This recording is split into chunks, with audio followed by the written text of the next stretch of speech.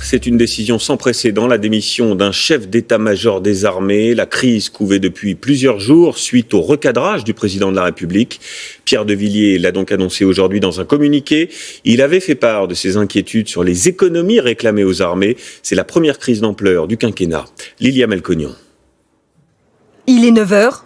Le conseil restreint de défense vient de commencer à l'Élysée quand l'information tombe. Le chef d'état-major des armées, Pierre de Villiers, a posé sa lettre de démission sur le bureau du président. Je considère ne plus être en mesure d'assurer la pérennité du modèle d'armée auquel je crois pour garantir la protection de la France et des Français. Des mots qui mettent un point final à une semaine de tensions et de désaccords avec le président de la République sur des questions de budget. Personnage reconnu pour son franc-parler, Pierre de Villiers, frère de l'homme politique Philippe de Villiers, avait été nommé en 2014 chef des armées par François Hollande. Le général avait une longue expérience opérationnelle, le Kosovo en 1999, puis l'Afghanistan. La démission d'un haut gradé sur fond de désaccord, c'est inédit depuis plus de 50 ans. Cet après-midi à l'Assemblée nationale, la séance est houleuse.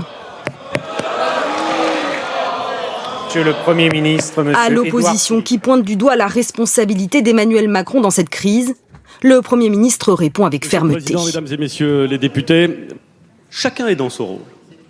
Le chef d'état-major des armées, qui exprime son avis et qui en tire les conséquences, et le Président de la République, qui est l'autorité en la matière et qui exprime les choix portés par l'autorité légitime.